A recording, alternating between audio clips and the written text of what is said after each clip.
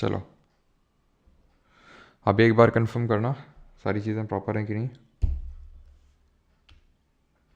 हाँ जी।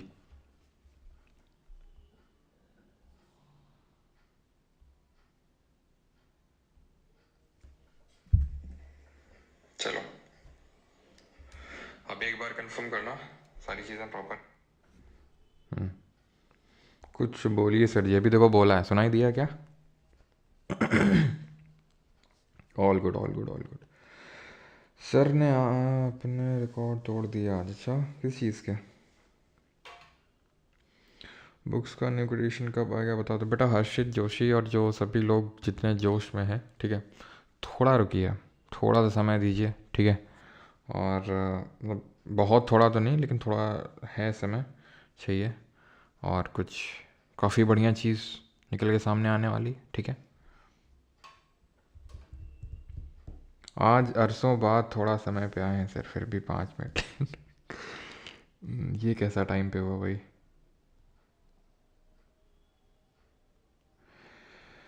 चलो भाई। हाँ हाँ हाँ हाँ हाँ। तो शुरू करते हैं। आज जो हम लोग करने वाले हो माइक्रो इकोनॉमिक्स करने वाले हैं। माइक्रो इकोनॉमिक्स कल देखे थे, इसको हम हिंदी में बोलते हैं सूक्ष्म अर्थशास्त्र। कैसा अर्थशास्त्र? सूक्ष्म, ठीक है। तो ये माइक्रो इकोनॉमिक्स जो है सूक्ष्म अर्थशास्त्र, ये किससे डील करता है? ये माइक्रो छोटी छोटी चीज़ों से डील करता है, जैसे कि लोगों के इंडिविजुअल डिमांड, सप्लाई, उनकी चॉइसेस एंड उनके प्रेफरेंसेस, उनके टेस्ट, ये सारी चीज़ें। और हाँ, तुम लोग इकोनॉमिक्स को जो डर लगता है ना, तो डर ना लगे, ठीक है। हम लोग इंटरेस्टिंग वे में इसको पढ़ेंगे। आज हम लोग को इंट्रोड्यूस होंगे, आज हम राहुल गांधी से मिलेंगे, आज हम माधुरी से मिलेंगे। ठीक है। और आज हम बहुत नई नई चीज़ों से मिलेंगे, आपको वाकिफ़ करवाएंगे, लेकिन उसके लिए आपको बने रहना होगा इस लेक्चर में। तो शुरू करते हैं माइक्रो इकोनॉमिक्स। पहले तो ये बताइए कि इसका फादर किसको बोलते हैं? Who is said as the father of microeconomics? तो कल हम लोगों ने देखा था कि माइक्रो और मैक्रो में क्या अंतर होता है। मैक्रो में हम बड़े लेवल पे चीज़ों को डील करते हैं। और भाई सर्दी एकदम से तुम लोगों को नहीं लग रहा काफ़ी से एकदम से डाउन मार गई है? अभी आज से हफ्ते भर पहले मैं मतलब ट्रैक सूट वगैरह पहन के बैठता था, और आज मैं हाफ टी शर्ट में बैठा हूँ, ठीक है। इसीलिए आज थोड़ा ज़्यादा खुश नज़र भी आ रहा हूँ तुम्हें, है ना? क्योंकि आज थोड़ा खुला खुला लग रहा है। चलो तो एडम स्मिथ। तो ये हमने पढ़ा था कि father of micro economics Adam Smith को बोलते हैं, जिन्होंने वेल्थ ऑफ नेशंस बुक लिखी थी। और ये किस कंट्री से हैं? स्कॉटलैंड से। और इनके बड़े भाई या फिर जो फादर ऑफ मैक्रो इकोनॉमिक्स बोलते हैं इनको, और ये फादर ऑफ मॉडर्न इकोनॉमिक्स के नाम से भी जाने जाते हैं। कौन? Adam Smith. और father of macro economics John Maynard Keynes, जिन्होंने जनरल थ्योरी ऑफ एम्प्लॉयमेंट दिया था एंड यानी किताब लिखी थी, एंड वो यूके से हैं, ठीक है। तो मैक्रो इकोनॉमिक्स में national income, employment, money and banking, ये सारी चीज़ें आती हैं। तो आप ये समझ लो कि माइक्रो इकोनॉमिक्स में सिर्फ एक ही लेक्चर करने वाले हैं, जो आज का लेक्चर है। और जितने आगे लेक्चर होंगे, कितने लेक्चर होंगे रफली आप मान के चलो, 5 3 8 8 लेक्चर, वो आपके मैक्रो इकोनॉमिक्स से डील करेंगे। तो जिसका जितना वेटेज है उसी हिसाब से यहाँ पे आपको करवाने वाला हूँ, ठीक है। तो शुरू करते हैं माइक्रो इकोनॉमिक्स। सबसे पहले इकोनॉमी की प्रॉब्लम समझ लेते हैं कि भाई इकोनॉमिक की प्रॉब्लम क्या है। What is the scant resources या फिर लिमिटेड रिसोर्सेज? रिसोर्सेज की कमी है। कौन से रिसोर्सेज की? जैसे मैंने तुम्हें कल एग्जांपल दिया था बेटा, तुम्हें मन तो बहुत कुछ करता होगा खरीदने का, ये भी खरीद लें, वो भी खरीद लें, सब कुछ खरीद लें, मन करता होगा ना। लेकिन है तो तुम्हारे पास सिर्फ 6,000 रुपये। अब उसमें तुम लिमिटेड चीज़ें खरीद सकते हो, है ना? तो वो क्या क्या खरीद सकते हो वो तो तुम अपने हिसाब से देख लो, लेकिन सारी चीज़ें तो नहीं खरीद सकते, ये बात तो तय है। इसी तरह अगर हम सेंट्रल लेवल पे देखें, गवर्नमेंटल लेवल पे देखें, बड़े लेवल पे देखें, तो उनकी प्रॉब्लम है। अभी जैसे इंडिया है, तो भाई अब मोदी जी चाहें कि हम मतलब ये कर दें वो कर दें, सब कुछ नहीं कर सकते ना। उनके पास लिमिटेड लैंड है ना। हमारे पास लिमिटेड लैंड है, लिमिटेड रिसोर्सेज हैं, सारी चीज़ें लिमिटेड है। तो होता क्या है, जब रिसोर्सेज लिमिट होते हैं ना, तो चॉइस निकल के आती है। जब रिसोर्सेज लिमिटेड होते हैं तो चॉइस निकल के आती है सामने। सिंपल सी बात है, कोई रॉकेट साइंस तो नहीं है ना इसमें, ठीक है। और फालतू में हवा बना के मत बैठना कि इकोनॉमिक्स इकोनॉमिक्स इकोनॉमिक्स। अभी ये तो समझ में आ रहा होगा ना कि अगर तुम्हारे पास 6,000 रुपये हैं तो तुम्हारे पे तुमको चॉइस करनी पड़ेगी कि ये खरीदोगे कि ये खरीदोगे। सिंपल। तो allocation of the scarce resources of the economy gives rise to a particular combination of different goods and services. ये जन्म देता है combination of different goods and services. जैसे 6,000 में हो सकता है मैं 1,000 रुपये मैंने एक कोर्स ले लिया, ठीक है। और मैंने हो सकता है 1000 रुपये अपना या फिर मान लेते हैं 500 में अपना और उसका रिचार्ज करवा दिया, तो रिचार्ज में हो गया। और बाकी के जो रुपए हैं उसमें मैंने क्या किया, उसको मैंने जो है लगा दिया, इन्वेस्ट कर दिया। ठीक है, इन्वेस्ट कर दिया, या फिर उसमें मैंने कुछ इन्वेस्ट कर दिया, कुछ बुक्स ले ली। तो ये डिफरेंट तरह के कॉम्बिनेशन सामने निकल के आ जाते हैं, है ना। अगर ये 6000 की जगह मैं 6 लाख कर दूं तो भी इन कॉम्बिनेशन निकल के आएंगे। मैं एक आईफोन ले लेता हूँ, मैं एक बाइक ले लेता हूँ और 1 लाख का उसको दिला देता हूँ आईफोन। ठीक है, तो इस तरह के जो है डिफरेंट कॉम्बिनेशन निकल के आ जाते हैं सामने। कॉम्बिनेशन हमेशा रहेंगे बिकॉज रिसोर्सेज लिमिटेड है, लेकिन हमारी चाहत वो ख़त्म होने का नाम नहीं लेती। खैर, given the total amount of resources, it is possible to allocate the resources in many ways and thereby achieving different mixes of all possible goods and services. तो इसके से क्या निकल के आता है, different combination of goods and services निकल के आते हैं। और यहीं से जन्म होता है किसका, production possibility set of economy का। The collection of all possible combinations of the goods and services that can be produced from a given amount of resources and a given stock of technological knowledge is called as the production possibility set of the economy. Right, अब हम करते क्या हैं, इसके लिए एक curve बना लेते हैं। कर्व कैसे बनाते हैं, तो कि हम यहाँ पे एक अजम्पशन करते हैं। भाई ये साइंस नहीं है, ठीक है, ये इकोनॉमिक्स है, तो इसमें हमें कुछ ना कुछ अजम्पशंस लेकर चलने पड़ते हैं। जैसे फॉर एग्जांपल आपके पास 6000 रुपये हैं, ठीक है, मान लेते हैं आपके पास 6000 रुपये। अब 6000 में आपके पास सिर्फ 2 ही ऑप्शन हैं कि आप या तो ये ले लो या तो ये ले लो। अब कुछ भी आप वो मान लो, जैसे फॉर एग्जाम्पल मैं क्या बोलता हूँ आपसे, क्या ऑप्शन ले लें बताओ। तुम लोग 6000 अगर तुमको दिए जाए तुम क्या खरीदोगे बताओ जल्दी से, ठीक है। और फालतू के कमेंट मत करना, ठीक है। कोई चीज़ रशिया से नहीं मंगानी है आपको, इंडिया की इंडिजिनस चीज़ लेनी है, ठीक है, किसी और देश से इंपोर्ट नहीं करनी है, जो भी इंडिजिनस है वही लेनी है, ठीक है। चलो जल्दी से बताओ। आवाज़ कहाँ गई, आवाज़ क्या वॉइस ब्रेक हो रही है क्या? हाँ जी, वॉइस ब्रेक हो रही है क्या, एक बार कंफर्म करो, जल्दी से बताओ भाई, क्या लोगे जल्दी से। 6000 शूज़ लोगे, ओके, आयुष बोल रहे हैं शूज़ लेंगे, ठीक है। और एक और चीज़ मैं तुम्हें बोलता हूँ, शूज़ ले लिए तुमने, मान लेते हैं 3000 के, और क्या कुछ लोगे भाई? नाइकी के शूज़ नहीं आएंगे 6000 में, और जल्दी से बताओ, जल्दी बताओ भाई, जल्दी बताओ। किंडर जो है सब मत बताओ, कुछ और ढंग का बताओ। जीन्स ले लोगे, ठीक है, जीन्स ले लोगे, है ना। तो मान लेते हैं कि आपने शूज़ ले लिए, और भाई एक पेयर शूज़ नहीं लोगे, ठीक है, अपने घर भर के ले लोगे तुम, ठीक है, घर भर के लिए, उसके लिए, सबके लिए ले लोगे, ठीक है। तो मान लेते हैं कि आप भाई आप यहाँ पर सबका मिला के 6000 में सबके आ जाएंगे, और आप 6 शूज़ लोगे, ठीक है। जीन्स की अगर बात करेंगे तो जीन्स भी आप मान लेते हैं कि 6 ही लोगे, ठीक है, 6 लोगों के लिए। तो आप इसमें क्या करेंगे, जब हम इसको ग्राफ प्लॉट करेंगे, जैसे शूज़ का यहाँ पे प्लॉट कर लिया, जीन्स का यहाँ पे प्लॉट कर लिया, तो होगा क्या कि अगर मैं 6 शूज़ खरीद पा रहा हूँ, ठीक है, तो यहाँ पर मैं बस अज्यूम कर रहा हूँ कि मैं सिर्फ या फिर मैं 5, या तो देखो एक तो बात यह है कि अगर मैं 6 शूज़ खरीद रहा हूँ तो फिर मेरे पास जीन्स के लिए पैसे नहीं बचेंगे। या तो मैं 6 शूज़ खरीद के पूरे 6000 इन्वेस्ट कर सकता हूँ, एक जो शूज़ का पेयर है वो 1000 का है, तो 6000 यहाँ हो गए। या तो मैं सिर्फ जीन्स ही खरीद लूँ। अगर मैं सिर्फ शूज़ खरीदूंगा तो जीन्स नहीं खरीद पाऊंगा, और सिर्फ जीन्स खरीदूंगा तो शूज़ नहीं खरीद पाऊंगा, सिंपल सी बात है, ठीक। और अगर मैं मान लो कि अब 5 शूज़ करता हूं तो एक जीन्स खरीद पाऊंगा, इस तरह से चलेगा आपका थोड़ा सा, ठीक है। तो ये जो कर्व बनता है कुछ इस तरह का आपका बनेगा ये, ठीक है। ये इस तरह का जो कर्व होता है इसको हम बोलते हैं नेगेटिव स्लोपिंग कर्व। कैसा कर्व है ये?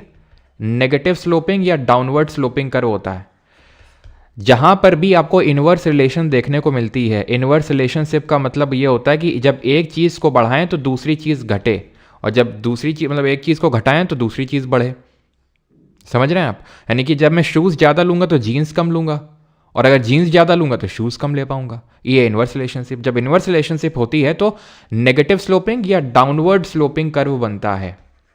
अब डाउनवर्ड स्लोपिंग ऐसा भी बन सकता है, और ऐसा जो जैसा ये हमारा बना हुआ है, जो मैंने लेफ्ट में बना रखा है, ऐसा ही बन सकता है।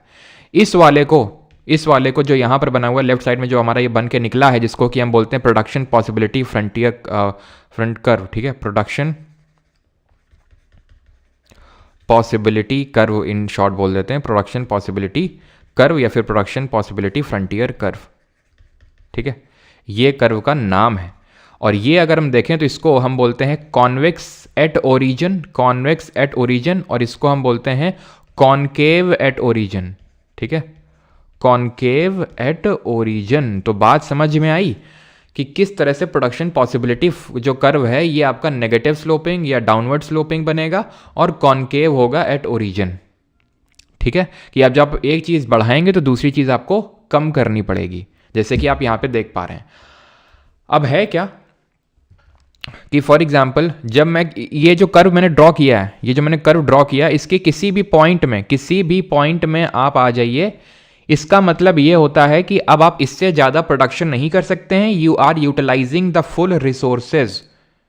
जब आप यहाँ पे हैं तो यानी कि आप 6000 पूरे यूटिलाइज करके जूता ले रहे हैं, यहाँ पर हैं तो पूरा 6000 लेके जीन्स ही ले रहे हैं, यहाँ पे होंगे तो हो सकता है कि आप हो सकता है 3 जीन्स ले रहे हैं और 3 शूज़ ले रहा हूँ, हो गया ना यूटिलाइजेशन फुल 6000 रुपये का।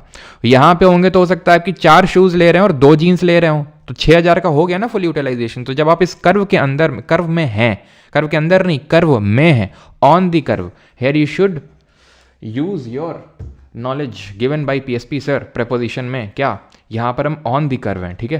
तो जब हम ऑन दी कर्व कोई भी पॉइंट लेंगे तो इसका मतलब होता है full utilisation of resources, full utilisation of resources.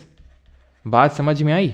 और अगर मैं इसके अंदर हूं, जैसे यहां पे हूं, तो इसका मतलब है मैं पूरा यूटिलाइजेशन नहीं कर रहा हूं 6000 रुपए का, हो सकता है कि मैं यहां पे 3000 का शूज ले रहा हूं और 1000 की जीन्स ले रहा हूं, यानी कि 4000 तो खर्च कर रहा हूं अभी मैं, 6000 नहीं, मेरे पास तो 6000 है। तो यानी कि जब आप इसके अंदर होते हैं तो इसको बोलते हैं अंडर यूटिलाइजेशन ऑफ रिसोर्सेज, ठीक है। यानी कि मैं समराइज करके आपके लिए लिख देता हूं, ठीक है, सो दैट हॉश पॉश ना हो, ठीक है। यहां पर मैं लिख देता हूं, या फिर यहीं पे लिख देते हैं, क्यों फालतू में अलग स्लाइड क्रिएट करेंगे, लेकिन अब लिख नहीं पाएंगे, रुक जाओ क्योंकि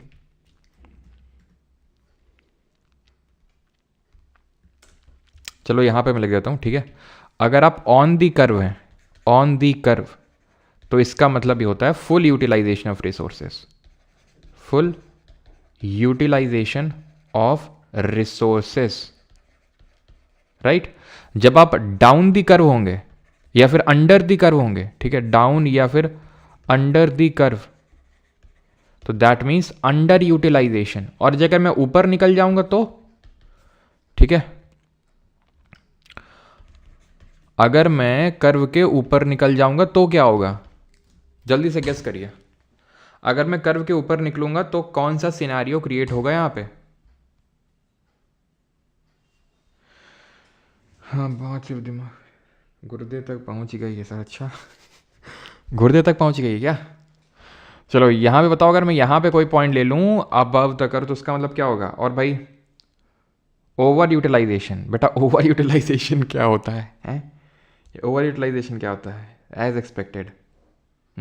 ओवर यूटिलाइजेशन सबका गलत है भाई। ओवर यूटिलाइजेशन क्या है, तुम्हारे पास 6000 रुपये हैं, ओवर यूटिलाइजेशन क्या है, यहाँ पे क्रेडिट कार्ड वगैरह कोई सिस्टम नहीं है कि क्रेडिट कार्ड से 1000 रुपये लेके एक और शूज़ का पैर ले लिए या एक और जीन्स ले लिए। इसका मतलब होता है नॉट अचीवेबल, ठीक है, वो अचीव हो ही नहीं सकता क्योंकि तुम्हारे पास लिमिटेड रिसोर्सेज हैं, ठीक है, लिमिटेड रिसोर्सेज हैं, तो वो नॉट अचीवेबल है, ठीक है। तो ये कर्व देखो, ठीक है, तो ये चीज़ समझ में आ गई। अब ये कर्व शिफ्ट क्यों हो रहा है, कर्व भी क्या शिफ्ट हो सकता है क्या। हाँ, अगर मैं तुम्हें 6000 की जगह 8000 रुपये दे दूँ तो तुम्हारा रिसोर्सेज बढ़ गया ना। अब रिसोर्सेज की औकात तुम्हारी इतनी हो गई, मैं तुम्हें 2000 और दे दूँ तो तुम्हारे रिसोर्सेज और बढ़ गए, मैं और दे दूँ तो तुम्हारे रिसोर्सेज और बढ़ गए। तो ये कर्व तभी शिफ्ट हो सकता है जब तुम्हारे रिसोर्सेज बढ़ेंगे तब, ठीक है। तो वो चीज़ है। यहाँ पे देखो, ये दारू और कॉटन बना रहे हैं, तो दारू अगर इतनी बना रहे हो तो कॉटन कम बनाओगे, दारू को अगर कॉटन बढ़ाना है तो दारू कम करना पड़ेगा। यानी कि एक चीज़ को अगर बढ़ाना है तो दूसरी चीज़ को कम करना पड़ेगा, इसी को बोलते हैं opportunity cost. Thus, there is always a cost of having a little more of one good in terms of the amount of the other good that has to be foregone. This is known as opportunity cost. यानी कि जब आपको एक चीज़ ज़्यादा मात्रा में लेनी है तो दूसरी वाली को थोड़ा कम करना पड़ेगा। तो जो आपने कम किया, जो आपने उसको फॉरगो किया, तो उसको बोलते हैं अपॉर्चुनिटी कॉस्ट। जैसे कि यहाँ पे मैं आपको एग्जांपल देता हूँ कि आपकी मम्मी है जैसे, ठीक है, तो आपकी मम्मी थी, ठीक है, आपकी मम्मी है, तो उन्होंने क्या किया था, ठीक है, तो उन्होंने मतलब जैसे ज़्यादातर केसेस में होता है, अब ये जनरलाइज मत कर लेना कि नहीं नहीं सर हमारी मम्मी के साथ तो ऐसा नहीं हुआ था। मतलब जैसे मैं अपनी मम्मी का क्योंकि मैंने देखा है तो इसलिए मैं एग्जांपल देता हूँ कि जैसे फॉर एग्जांपल आपकी मम्मी के पास ऑप्शन था कि उन्होंने पढ़ाई लिखाई कर रखी थी, ठीक है, जैसे मेरी मम्मी ने बीएड वगैरह कर रखा था, ठीक है, टीचिंग की जॉब लग सकती थी, बट उन्होंने वो फॉरगो कर दी और उन्होंने कौन सा प्रोफेशन अडॉप्ट कर लिया, हाउस वाइफ का। क्यों? क्योंकि भाई उनको लगा कि अगर मैं जैसे कि अगर मैं टीचिंग में चले जाऊँगी तो बच्चों पर ध्यान नहीं उतना हो पाएगा, घर पे ध्यान नहीं हो पाएगा, है ना, जो हमारी दादी थी उन पे ध्यान नहीं दे पाएंगी मम्मी, तो इस वजह से उन्होंने उस चीज़ को फॉरगो कर दिया। तो वो जो फॉरगो किया उन्होंने वो अपॉर्चुनिटी कॉस्ट कहलाई। समझ गए आप अपॉर्चुनिटी कॉस्ट क्या है? समझ रहे हैं आप? जैसे कि एग्जाम्पल के तौर पे चलो तुम्हारा एग्जाम्पल ले लेते हैं, ठीक है, तो ये तुम हो, ये तुम हो, तुम्हारे पास एक ऑप्शन है ये, ठीक है, और एक पास तुम्हारे ऑप्शन है ये, ठीक है, कि तुम किताब खोल लो, और दूसरा ऑप्शन तो तुम समझ ही गए होगे। तो तुमने जो है, उम्मीद तो यही करता हूँ, ये ऑप्शन छोड़ के ये ऑप्शन चुना, ठीक है, तो इसकी एक अपॉर्चुनिटी कॉस्ट है कि भाई वो जो है अकेलापन, लोनलीनेस, वो जो तुम बेयर नहीं कर पा रहे हो, तो वो अपॉर्चुनिटी कॉस्ट है कि नहीं? और मान लेते हैं कि जिसने ये चीज़ एक्सेप्ट ना करके ये चीज़ एक्सेप्ट कर ली, तो उसकी भी अपॉर्चुनिटी कॉस्ट है, लेकिन वो बाद में पे करनी पड़ेगी, अभी नहीं। अभी तो सब कुछ ठीक लगेगा, बाद में जब कायदे का अपॉर्चुनिटी कॉस्ट ज़्यादा होगा इसका। तो अपॉर्चुनिटी कॉस्ट हर जगह है, जब आप एक चीज़ को छोड़ते हो और दूसरे को लेते हो। क्यों एक को छोड़ना पड़ेगा? क्योंकि रिसोर्सेज लिमिटेड हैं, तो आपके पास चॉइस के अलावा और कोई चॉइस नहीं है कि आपको एक चीज़ को पिक करना पड़ेगा, दूसरे को छोड़ना पड़ेगा। अब यहाँ पे रिसोर्सेज के क्या लिमिटेशंस हैं? क्या रिसोर्स लिमिटेशन है कि आपके पापा कोई बड़े जमींदार नहीं है, ठीक है, तो आपको भाई पढ़ाई करनी पड़ेगी, दोनों चीज़ें आप नहीं कर सकते हो। या फिर आपके पास टाइम लिमिटेड है, आप बोल सकते हो टाइम एक रिसोर्स है, वो लिमिटेड है, आप दोनों चीज़ें साथ पे नहीं कर सकते हो, राइट? तो कुछ ऐसे गुड्स होते हैं जिनकी अपॉर्चुनिटी कॉस्ट जीरो होती है, होती नहीं अपॉर्चुनिटी कॉस्ट। वो क्या है? वो फ्रीली अवेलेबल है, जिनका सप्लाई डिमांड से बहुत ज़्यादा है। जैसे फॉर एग्जाम्पल मान लो जूते भर दिए जाएँ, तो उसकी अपॉर्चुनिटी कॉस्ट जीरो है, क्योंकि आपको किसी चीज़ को छोड़ना ही नहीं पड़ेगा जूता लेने के लिए। आपको ऐसा नहीं कि जीन्स यार मुझे कम करने पड़ेंगे तभी मैं जूते ले पाऊंगा, क्योंकि जूते तो भरे पड़े। उसी तरह हवा, पानी, सूरज, ठीक है, सनलाइट, इनकी क्या लिमिटेशन है क्या कि अगर आपने हवा ले ली, ठीक है, तो अगर आपने हवा ले ली तो किसी चीज़ को और कम लेना पड़ेगा? नहीं, तो अपॉर्चुनिटी कॉस्ट जीरो है। क्लियर है?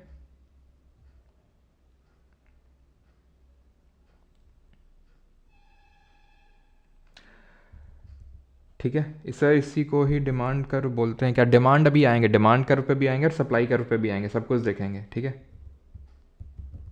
ये केवल दो चीज़ों के लिए वैलिड है क्या साजिद जी? हम अजम्पशन ये अज्यूम करके चले थे कि हम दो यहाँ पर गुड लेने वाले हैं। आप चॉइसेस तो अभी मैंने आपको बताया ना कि आपके पास n नंबर ऑफ चॉइसेस हैं, A B C D E, मतलब कितने भी। आप 6,000 में तो आप बहुत सारी चीज़ें खरीद सकते हो कि आपने जीन्स खरीद ली, आपने जूते खरीद लिए, आपने किताब खरीद ली, आपने कोर्स खरीद लिया।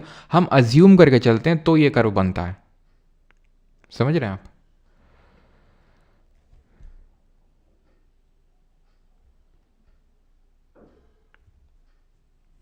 साक्षी मानी सर, वो स्ट्रेट लाइन वो भी तो नहीं, स्ट्रेट लाइन नहीं बनती है ये, ठीक है, क्योंकि जब आप वाइन वाला कम करोगे, ठीक है, जब आप वाइन वाला थोड़ा सा कम करोगे तब ज़्यादा उसमें कॉटन प्रोड्यूस कर सकते हो। क्यों?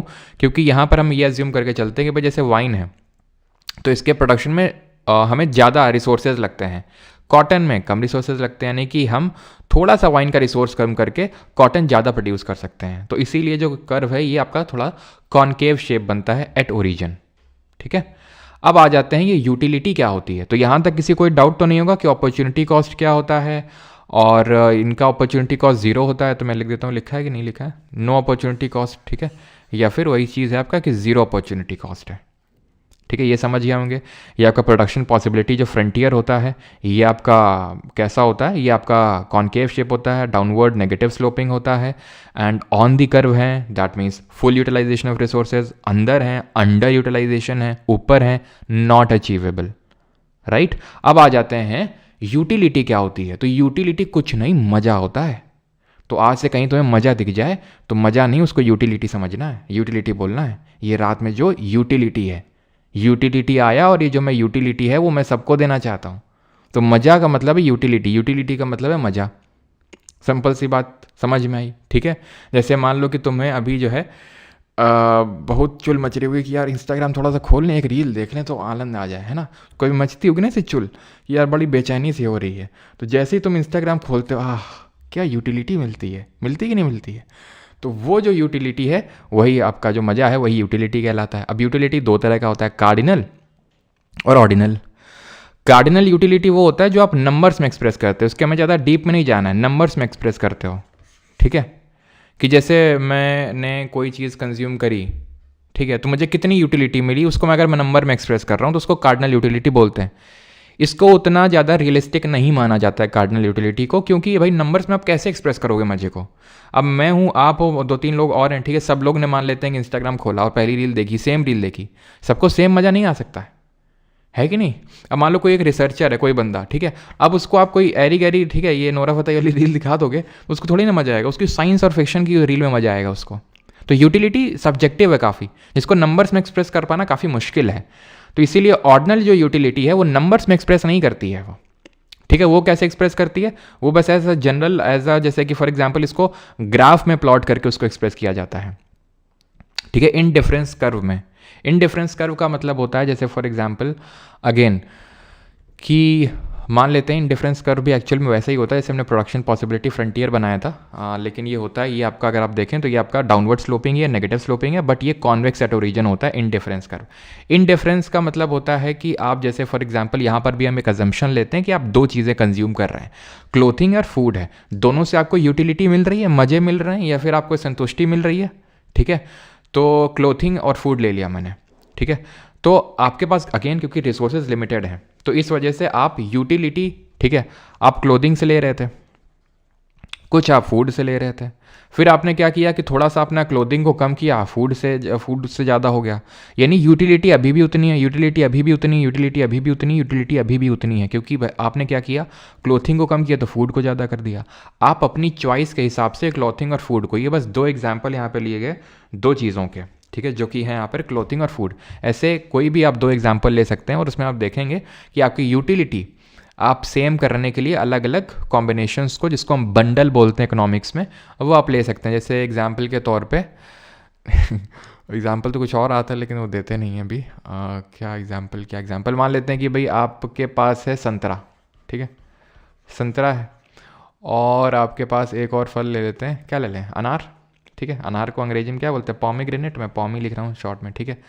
तो आप जैसे मान लेते हैं कि आपको दो संतरा और एक अनार से, मान लेते हैं कि भाई आपको 4 संतरे और एक अनार से मज़ा मिल रहा है, फिर आपने क्या किया कि भाई आपको अब संतरा उतना अच्छा नहीं लग रहा तो आपने 3 कर दिया, इसको 2 कर दिया। तो आप समझ रहे हैं डिफरेंट ये जो कॉम्बिनेशंस निकल के आते हैं इनको बंडल बोलते हैं, और ये इनडिफरेंस कर्व के थ्रू दिखाया जाता है किस चीज़ को, ऑर्डिनल यूटिलिटी को। अब ये मार्जिनल यूटिलिटी क्या होती है, तो मार्जिनल यूटिलिटी को हिंदी में बोलते हैं सीमांत उपयोगिता, यूटिलिटी को हिंदी में बोलते हैं उपयोगिता। तो मार्जिनल यूटिलिटी होगी सीमांत उपयोगिता। डेफिनेशन लिखी हुई है, that is the additional satisfaction और benefit that a consumer derives from buying an additional unit of commodity और सर्विस। सिंपल मैं आपको समझाता हूँ, जब आप एक एक्स्ट्रा किसी चीज़ का कंज्यूम करते हो तो उससे जो आपको यूटिलिटी मिलती है उसको मार्जिनल यूटिलिटी बोलते हैं। जैसे कि अगर गोलगप्पे का एग्जाम्पल लेना चाहो तो गोलगप्पे का ले सकते हो कि भाई जब आपको गोलगप्पे खाने का मन हो, पहला गोलगप्पा रखते हो कि परम आनंद आता होगा, दूसरा खाते होगे आनंद आ जाएगा लेकिन परम आनंद नहीं, थोड़ा कम आनंद, फिर और खाओगे और खाओगे और खाओगे तो आनंद तो आएगा लेकिन वो कम कम कम कम होता जाएगा, ठीक है। और आखिरी में पापड़ी खा के संतुष्टि करनी पड़ेगी तुम्हें। तो ये जो एडिशनल सेटिस्फैक्शन मिल रहा है ना हर नेक्स्ट गोलगप्पे से, इसी को मार्जिनल यूटिलिटी बोलते हैं, जो कि घटता जाता है ना। जैसे और ये अगेन डिपेंड करता है, ठीक है, डिपेंड किस चीज़ पे करता है। जैसे फॉर एग्जांपल मैं तुम्हें बोल दूं कि एसी चला लो रूम की, तो तुम्हें यूटिलिटी मिलेगी। देखो एक तो होता है टोटल यूटिलिटी, टोटल यूटिलिटी का मतलब होता है कि भाई तुम्हें किसी चीज़ के कंजम्पशन से कितनी यूटिलिटी, मैंने 10 गोलगप्पे खाए और उससे मुझे कितना मज़ा मिला, वो टोटल यूटिलिटी। हर नेक्स्ट गोलगप्पे से, हर एक एक्स्ट्रा गोलगप्पे से कितना मज़ा मिल रहा है मुझे, पहला वाले से कितना मज़ा मिला, दूसरे से कितना मिला, तीसरे से कितना मिला, चौथे वाले से कितना मिला, उसको बोलते हैं मार्जिनल यूटिलिटी। और वो घटती जा रही है, डिमिनिश करती जा रही है, that is called as law of diminishing marginal utility. यानी हर एक एक्स्ट्रा यूनिट जो आप कंज्यूम कर रहे हैं उससे जो आपकी यूटिलिटी घट रही है उसको बोलते हैं डिमिनिशिंग यूटिलिटी। आपने बहुत प्यास लगी है, पहला पानी का गिलास पिया, तो वो आपको बहुत यूटिलिटी देगा, दूसरा पियोगे उतना नहीं देगा, देगा तो लेकिन उतना नहीं, फिर और कम और कम और कम, इस तरह से। टोटल यूटिलिटी होता है जो भी तुमने मान लेते हैं 5 गिलास पानी पिया तो उससे टोटल कितनी यूटिलिटी मिली, उसको बोलते हैं total utility. Is that clear कि यूटिलिटी है क्या और मार्जिनल यूटिलिटी क्या होती है और डिमिनिशिंग मार्जिनल यूटिलिटी क्या होती है? यहां तक किसी कोई डाउट तो नहीं है कि भाई उपयोगिता क्या चीज़ होती है? हाँ जी, हाँ मज़ा आ रहा है। अच्छा,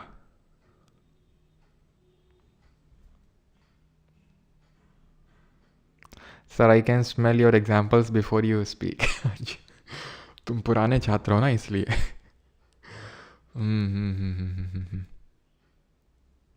भाई बुक में उसी चैप्टर में हो गए marginal utility, production possibility frontier वाला शायद ना हो तो उसको आप ऐड कर सकते हो।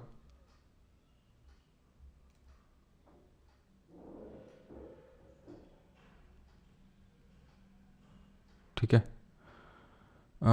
Okay okay. पैसे अर्न करने पे मार्जिनल यूटिलिटी कम होगी तो खैर अगेन सब्जेक्टिव है। जैसे वही मैं बोलूँ कि आप एसी चालू कर लो अभी, ठीक है, यूटिलिटी मिलेगी क्या? आने तो 3 महीने बाद गजब की यूटिलिटी मिलेगी, है तो सेम चीज़ ही, तो यूटिलिटी क्यों चेंज हुई? क्योंकि वो सिचुएशन पे भी डिपेंड करती है। अभी मैं तुमको बोलूँ आइसक्रीम खाओ, यूटिलिटी मिलेगी, हो सकता है थोड़ी सी, लेकिन अभी 4 महीने बाद बोलूँगा बहुत गजब की यूटिलिटी मिलेगी, तो उस पर भी डिपेंड करती है। ठीक है, अब आते हैं डिमांड पे। डिमांड का सप्लाई करो, ये सारी चीज़ें समझेंगे। तो डिमांड क्या होती है? डिमांड कुछ नहीं, तुम्हारी औकात और तुम्हारी इच्छा, यानी कि डिमांड इज इक्वल टू औकात प्लस इच्छा, ये होती है डिमांड। ठीक है, कि तुम्हारी इच्छा क्या है? हमारी इच्छा तो हर चीज़ की है, लेकिन हमारी औकात क्या है वो भी तो मैटर करता है। उसी चीज़ पे तो डिमांड डिटरमाइन होती है, उसी चीज़ पे तो डिमांड डिपेंड करती है। जैसे अभी मैंने बताया, क्योंकि हमारी इकोनॉमी में रिसोर्सेज लिमिटेड है, हमारे इंडिविजुअल लेवल पे भी रिसोर्सेज लिमिटेड है, और अगर हम अपने सेंट्रल लेवल पे देखें, कंट्री लेवल पे, एक पूरे इकोनॉमिक्स एज अ होल, तो उसके लिए भी लिमिटेड ही है रिसोर्सेज। तो इसलिए ईगरनेस और अफोर्डेबिलिटी दोनों चीज़ डिटरमाइन करती है आपके डिमांड को।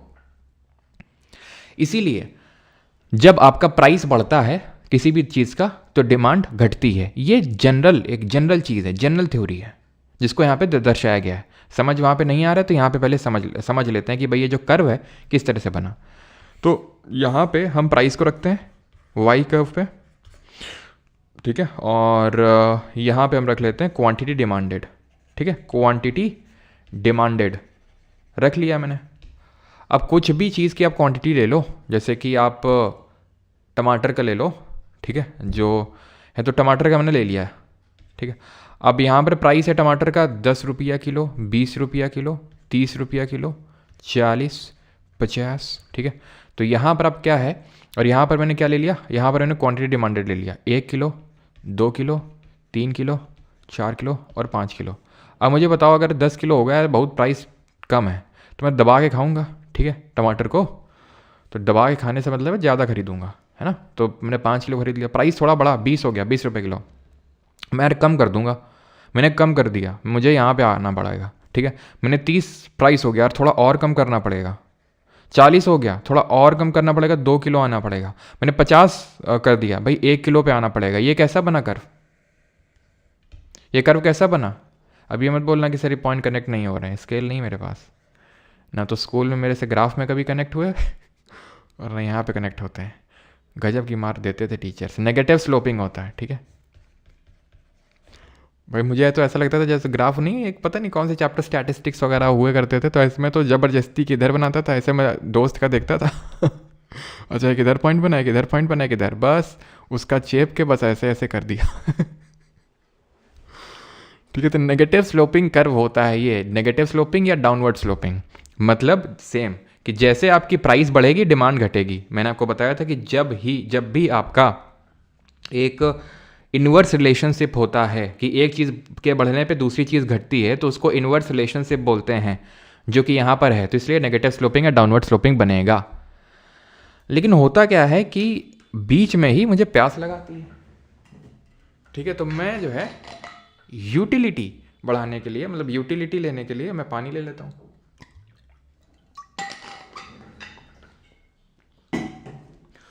तो होता ये है कि एक्चुअल में this is not always true, this is true only when under given certain conditions. वो कंडीशंस क्या हैं?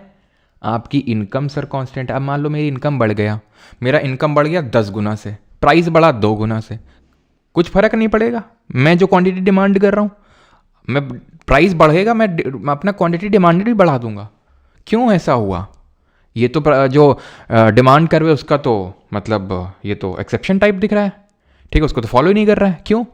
क्योंकि मेरी इनकम बढ़ गई ना। तो आपको यहाँ पे जब ये तभी कर्व देखने को मिलेगा, आपको अपनी इनकम को कांस्टेंट रखना पड़ेगा, आपके जो अदर गुड के प्राइसेस हैं, अदर गुड्स के प्राइसेस हैं, उनको कांस्टेंट रखना पड़ेगा। अब अदर गुड के प्राइसेस मतलब दूसरे सामानों से इसका क्या लेना देना है? लेना देना अभी बताऊंगा, ठीक है। और तीसरा, अपनी जो प्रेफरेंसेस हैं वो चेंज नहीं करनी पड़ेंगी। अब जैसे आज आइसक्रीम है मान लेते हैं, तो आइसक्रीम आज मिल रही है मान लेते हैं कि 20 रुपये का आधा किलो आइसक्रीम, मतलब 20 रुपये में कहाँ मिलती है, ठीक है। अभी मैं ख़रीद के लाया भी था एक दिन, अभी जब बीच में गया था ना, तो I discovered a very good दुकान इन कानपुर। जो लोग हैं कानपुर से एक बार जाइएगा, 12 देवी चौराहे में जब गोविंद नगर की तरफ जाओ तो एक राइट साइड में पड़ती है, काफ़ी सही है। नाम तो मुझे यार याद नहीं है, लेकिन मैं जब जेई की कोचिंग जाता था तो रोज़ देखता था उसको।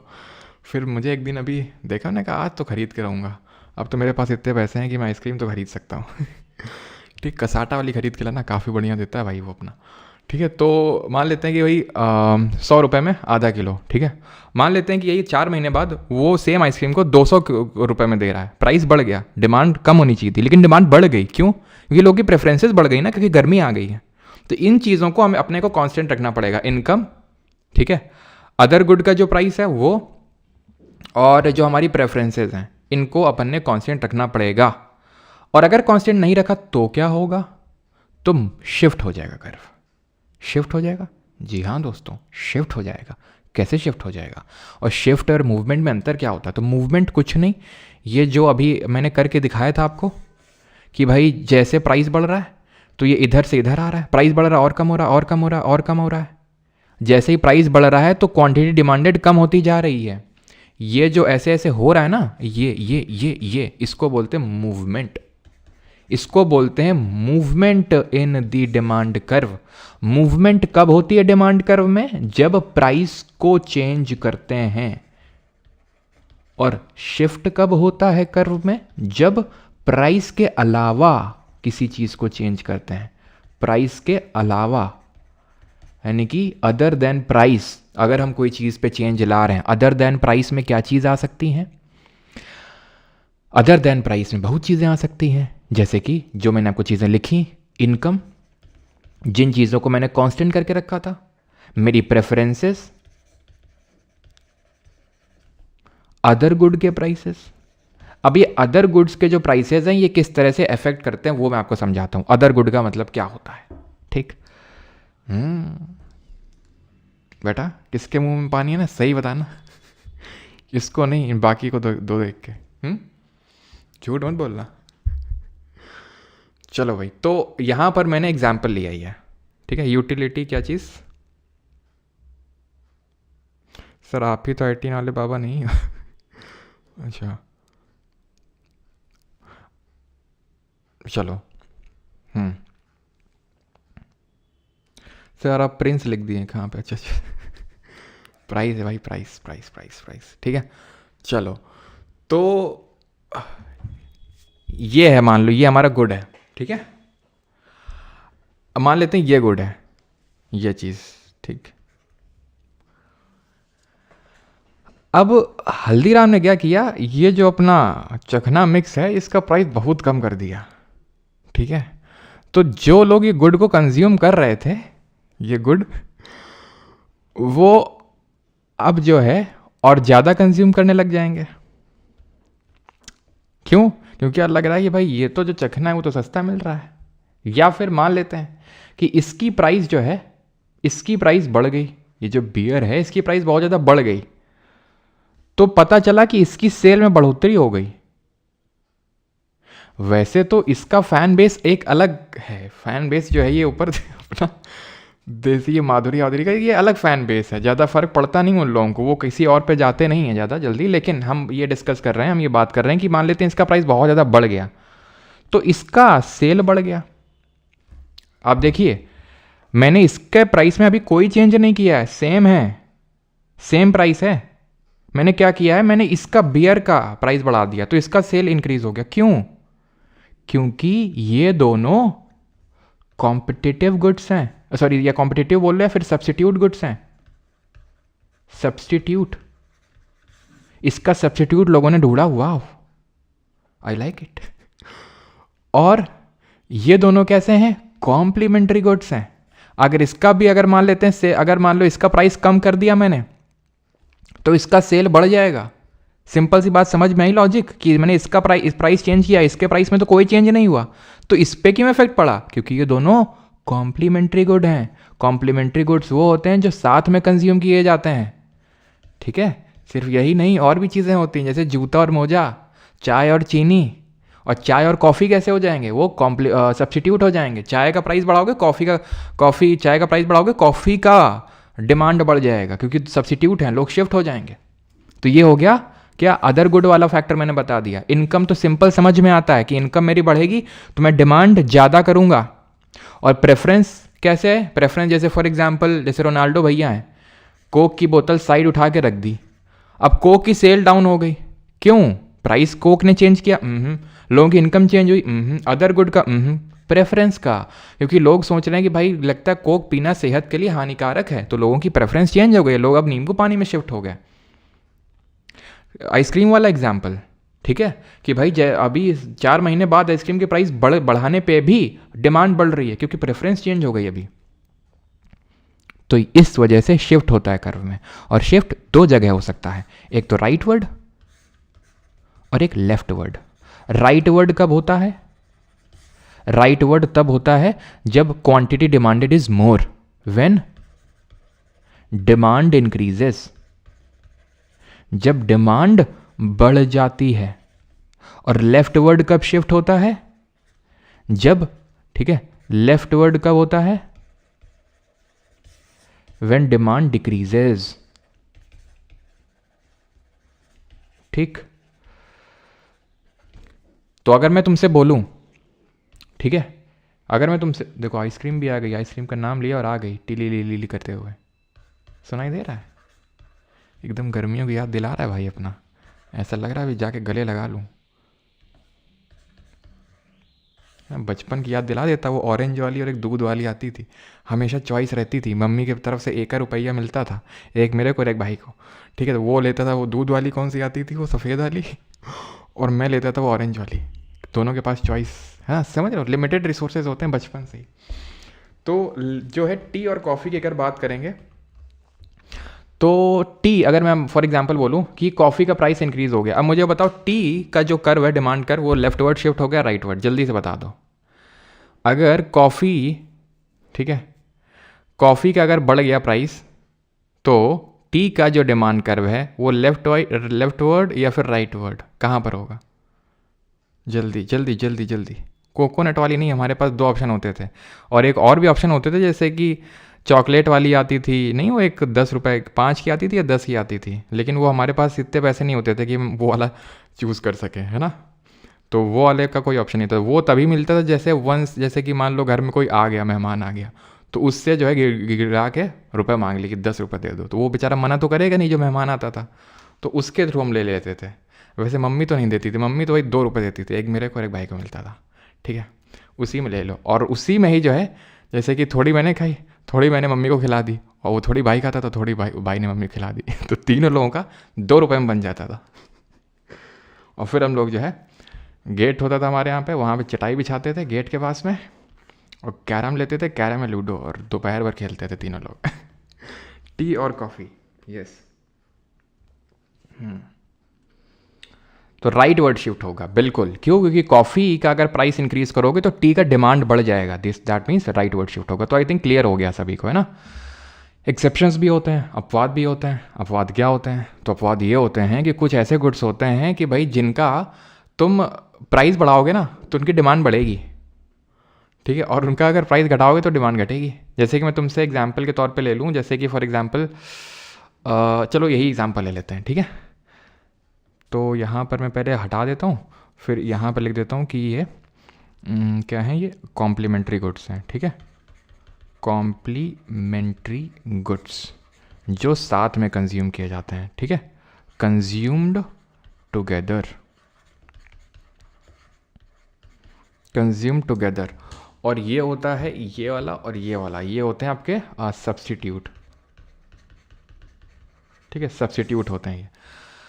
तो जी अब मान लो, ठीक है, अभी तुम ये कंज्यूम करते हो, ठीक, फिर हुआ क्या कि तुम्हारी जो है इनकम बढ़ गई, तुम्हारी इनकम बढ़ गई, तो कायदे से तो राइट वर्ड शिफ्ट होना चाहिए कर्व। यही तो हमने सीखा है कि तुम्हारी इनकम बढ़ेगी तो तुम ज़्यादा डिमांड करोगे किसी चीज़ को, लेकिन तुम क्या हुए, तुम कम करने लगे इसको। क्यों? क्योंकि तुम्हारी प्रेफरेंस चेंज हो गई, तुम इसमें शिफ्ट हो गए। यानी कि तुम्हारी इनकम जैसे ही बढ़ी तो तुमने consumption of a good come कर दिया। क्यों? क्योंकि ये इन्फीरियर गुड था, ठीक है। अगर ये सुन लिया ना इसके फैन बेस वालों ने तो काफ़ी नाराज़ हो जाएंगे, उनके लिए जान है ही उनकी।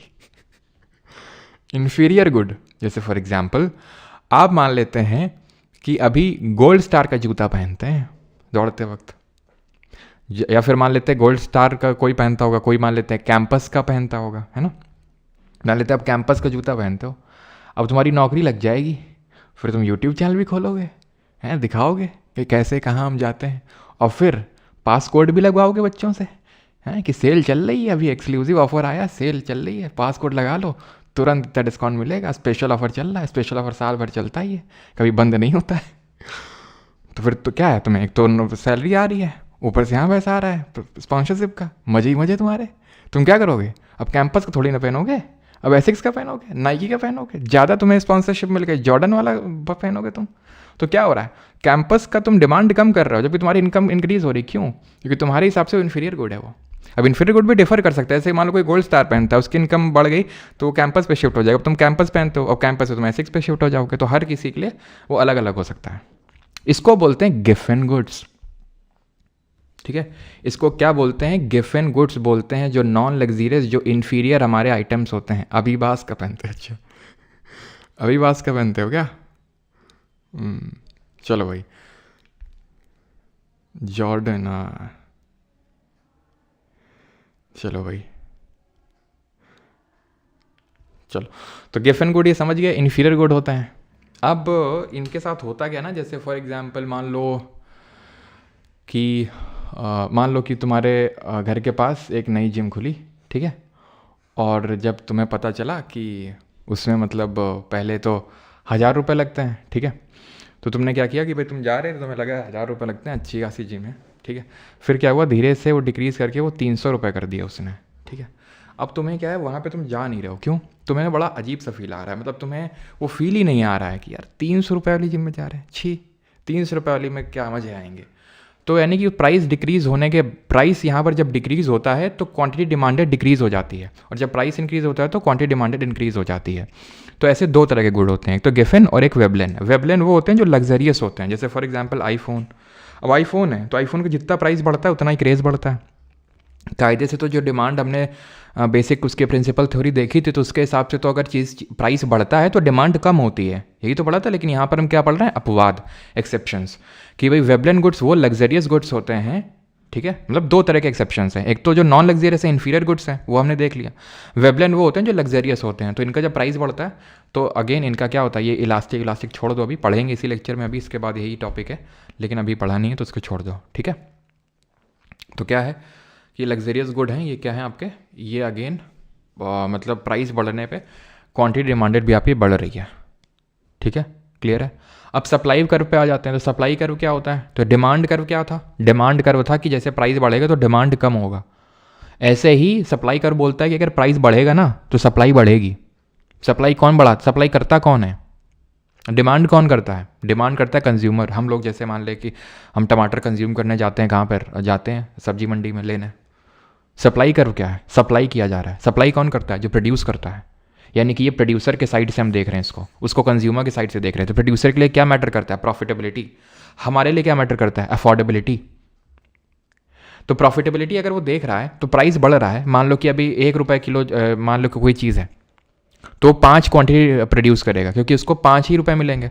अब उसको पता चला यार दाम चल रहा है 4 रुपये इस चीज़ का, तो उसको पता है अगर मैं 4 रुपये में 5 ही प्रोड्यूस करूंगा तो मुझे 20 मिल जाएगा, यानी कि वो ज़्यादा से ज़्यादा क्वांटिटी को प्रोड्यूस करना चाहेगा। तो जैसे प्राइस बढ़ेगा तो क्वांटिटी बढ़ेगी, यानी कि एक डायरेक्ट रिलेशनशिप देखने को मिल रहा है। जब इनवर्स रिलेशनशिप होता है तो नेगेटिव स्लोपिंग कर्व बनता है, जब डायरेक्ट रिलेशनशिप होता है तो एक पॉजिटिव स्लोपिंग कर्व बनता है। Is that clear?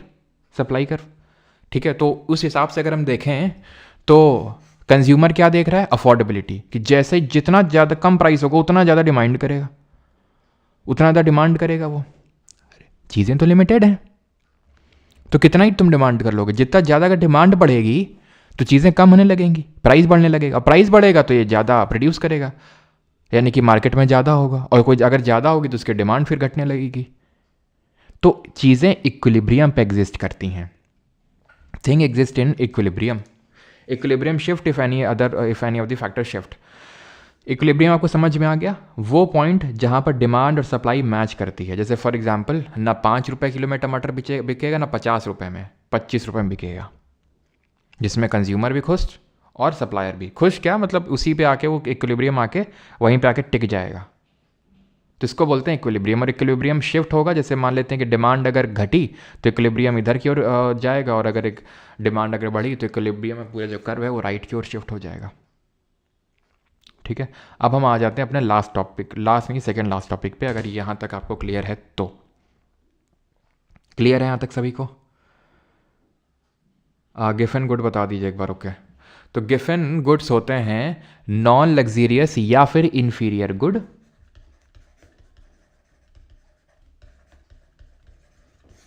ठीक है, इंफीरियर गुड होते हैं जिनका प्राइस पे चेंज का, यानी कि जैसे फॉर एग्जांपल जिनका अगर हम प्राइस मतलब घटा दें, ठीक है, इंफीरियर गुड के साथ डिमांड वाला जो चीज़ है वो काम करता नहीं। इनका जैसे प्राइस घटता है तो इनकी डिमांड भी घट जाती है, प्राइस बढ़ता है तो डिमांड भी बढ़ जाती है। नहीं, price is directly proportional to the demand. समझ रहे हैं आप? जैसे कि फॉर एग्जांपल गेहूँ है, ठीक है। अब गेहूँ का तुम होता क्या है ना, ये तो चलो गेहूँ तो हटा दो, वो तो एक गुड्स ऑफ नेसेसिटी हो गया। इन्फीरियर गुड में जैसे कि मैंने वही आपको एग्जांपल दिया था कि भाई जैसे आप कोई चीज़ कंज्यूम कर रहे हो, कि भाई अभी मान लेते हैं कि आप कंज्यूम कर रहे हो, क्या कंज्यूम कर रहे हो, ठीक है, मान लेते हैं कि तुम अभी जो तुम्हारी बाहर से आइसक्रीम निकला वो 10 रुपये की आइसक्रीम है, ठीक है, उसको 2 रुपये की कर दे, तो मुझे यार मतलब कुछ ना कुछ पक्का इसमें मिलावट है, कुछ ना कुछ इसमें मिलावट कर रखी है, तो आप उसकी डिमांड कम कर दोगे। अगर वहीं उसका प्राइस बढ़ जाए 10 रुपये से इतना हो गया, जैसे वेबलन गुड के केस में, ठीक है, इतना प्राइस हो गया, तो फिर उसका आप डिमांड बढ़ा दोगे। इन्फीरियर गुड अलग होते हैं, वेबलन गुड जो आपके लग्जीरियस गुड हैं उनकी अगर हम बात करें तो वो वेबलन गुड कहलाते हैं, और यही सेम चीज़ अगर इन्फीरियर गुड में काम करती है तो उसको हम गिफन गुड कहते हैं। इन्फीरियर गुड में हमने क्या चीज़ देखा कि जैसे ही हमारी इनकम का क्या प्रभाव पड़ता है इन्फीरियर गुड में, तो इनकम का ये प्रभाव पड़ता है कि जैसे ही हमारी इनकम इंक्रीज़ होती है तो डिमांड कम हो जाती इन्फीरियर गुड के केस में। सिंपल, क्यों? क्योंकि अब हम सुपीरियर गुड में ट्रांसफ़र होना चाहेंगे। अभी अगर हम गोल्ड स्टार का जूता पहनते हैं तो हम नाइकी का पहनना चाहेंगे अगर हमारी इनकम बहुत ज़्यादा बढ़ गई। ठीक है, अब आ जाते हैं ये इलास्टिसिटी क्या होती है, प्राइस इलास्टिसिटी। तो it is change in price, change in price affects the change in demand, कि प्राइस का कितना चेंज आया डिमांड पे, इसको बोलते हैं इलास्टिसिटी। जैसे मान लो 3 स्प्रिंग है, ठीक है, 3 तरह की स्प्रिंग है मान लो, ठीक है। ऐसे तो फिजिक्स का ये डायग्राम है, लेकिन फिजिक्स के तौर से नहीं, इसको तुम समझो, तुम छोड़ो स्प्रिंग को, तुम्हें भी एग्जांपल देते तुम पक्का रिलेट कर पाओगे, लेकिन पानी पी ले पहले।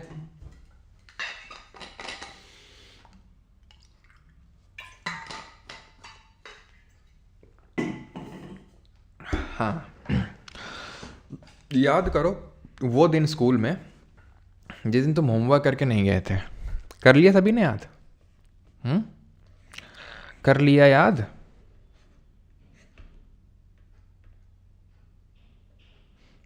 डर का माहौल है,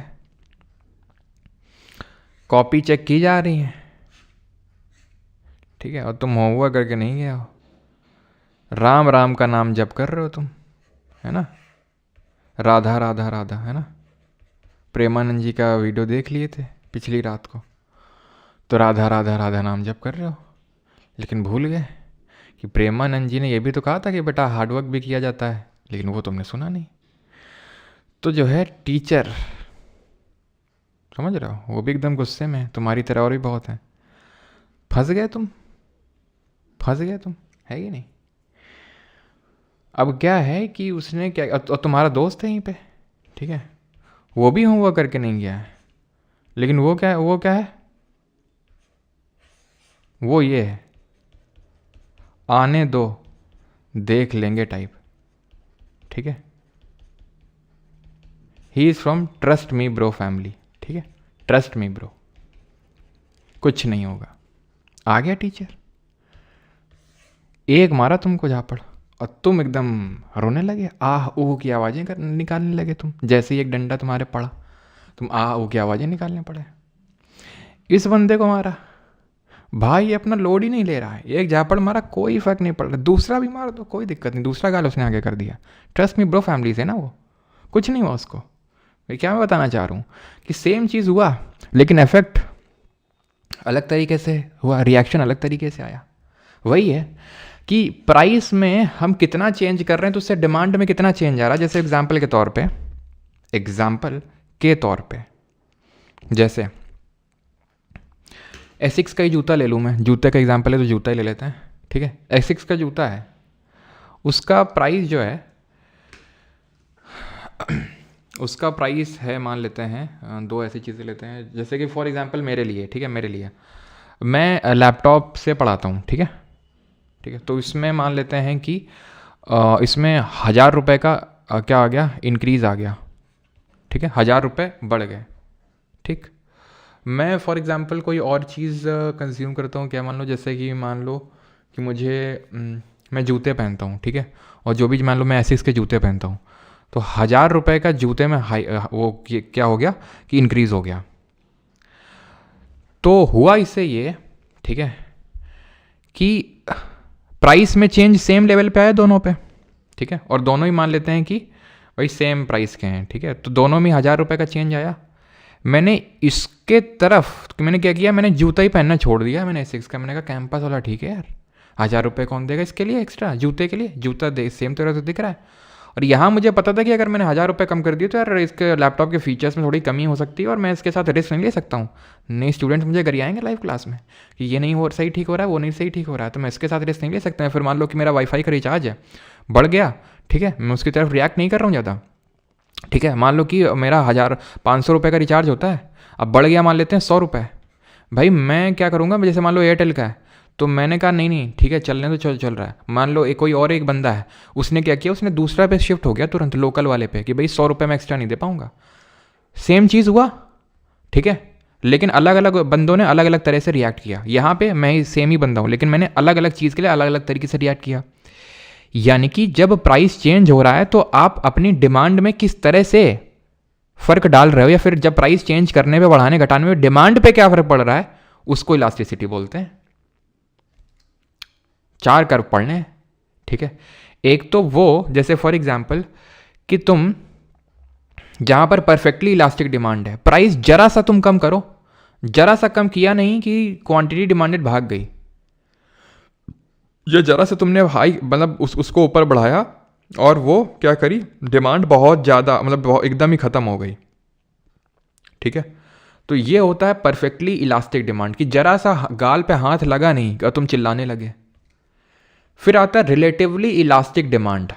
रिलेटिवली इलास्टिक का मतलब ये होता है slide change in price resulting in high chances of demand, कि जरा सा प्राइस चेंज हुआ था लेकिन डिमांड में काफ़ी ज़्यादा फर्क पड़ जाए, ठीक है। इसको मैं इस तरह से बना सकता हूँ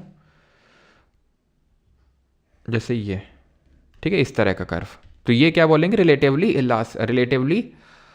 इलास्टिक, यानी कि मैंने प्राइस में सॉरी रिलेटिवली, ये तो इन इलास्टिक हो गया, एक सेकेंड, ये होगा आपका, मैंने किया क्या है, मैंने सिर्फ प्राइस में यहाँ से यहाँ पे शिफ्ट किया है और डिमांड देख लो कहाँ से कहाँ चली गई, यहाँ से यहाँ चली गई। यानी जितना प्राइस में चेंज हुआ है उसके अवज में डिमांड में बहुत ज़्यादा चेंज हुआ है। इसको बोलते हैं रिलेटिवली इलास्टिक, ठीक है। और अगर प्राइस में बहुत चेंज करने पे भी डिमांड इतू सा चेंज हुआ है, रिलेटिवली इन इलास्टिक, बहुत ज़्यादा थप्पड़ मारा तब जाके एक आंसू निकला। थोड़ा सा थप्पड़ मारने पे आंसू निकल आया। यहाँ पे क्या है, टच ही किया है तो ही आंसू निकल आया, ठीक है। फिर टच भी नहीं किया और आंसू निकल आया, बस टच हल्का सा टच हुआ है। यहाँ पे क्या है, जड्डपना है यहाँ पे पूरी, कि भाई क्या तुम मार लो हाथ से, डंडे से, जब कुछ भी कर लो प्रिंसिपल पास, नहीं रोएंगे तो नहीं रोएंगे तुम। यानी कि प्राइस चाहे जितना चेंज कर लो, क्वांटिटी डिमांडेड वहीं की वहीं खड़ी है, यानी कि वो चेंज नहीं हो रही, यानी कि परफेक्टली इनइलास्टिक। तो परफेक्टली इनइलास्टिक जो कर्व होता है वो वर्टिकल होता है।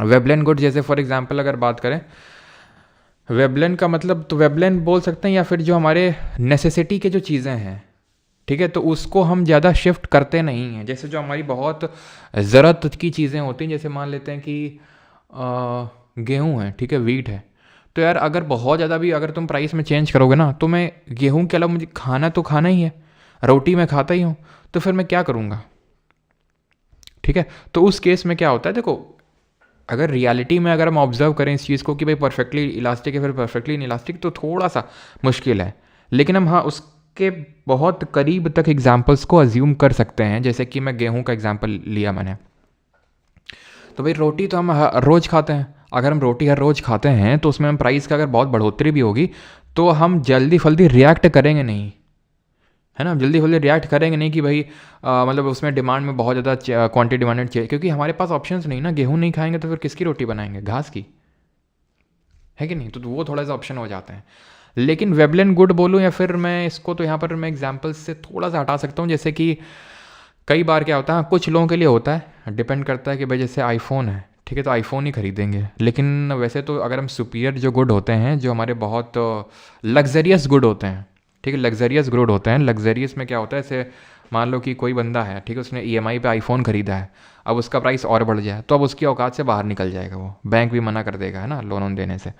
तो वो क्या होता है ना कि इनमें अगर प्राइस जब चेंज होता है, जब लग्जरियस गुड होते हैं, तो तुरंत क्या हो जाता है, उसमें से डिमांड जो होता है वो बड़ी जल्दी चेंज हो जाता है। तो इसको हम बोलेंगे रिलेटिवली इलास्टिक, कि ज़रा सा प्राइस चेंज हुआ नहीं कि डिमांड बड़े तगड़े से चेंज हो गई, ठीक है। और ये अगर हम बात करें रिलेटिवली इन इलास्टिक, तो वही है कि जिन चीज़ों में ज़्यादा ऑप्शंस होते नहीं हैं आपके पास, जहाँ पर आपका ये जो ईडी होता है, ईडी क्या होता है, ईडी होता है वही percentage change in demand upon percentage change in price.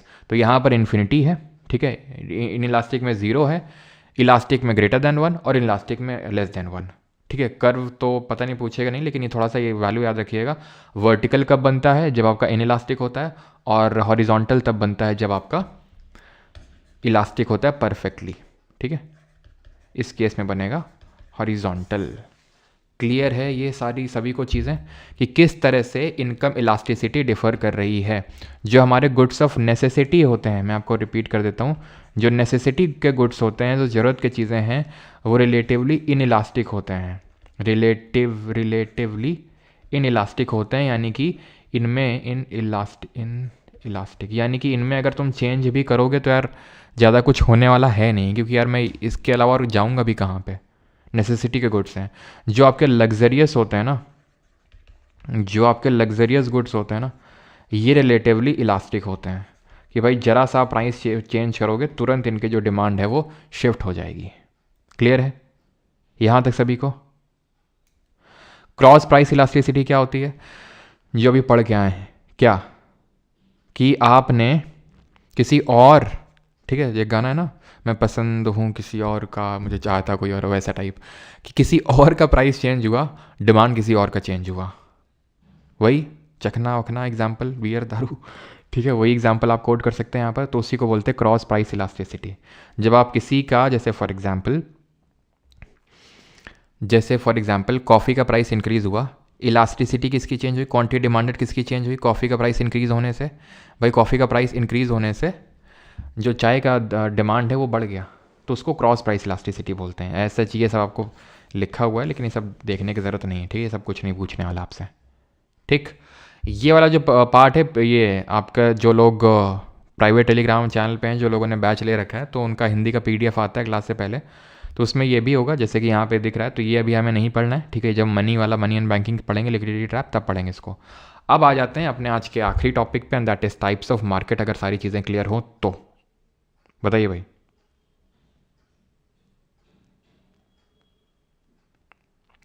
Sir 6,000 चाहिए, कुछ इंपॉर्टेंट नोट्स। अच्छा,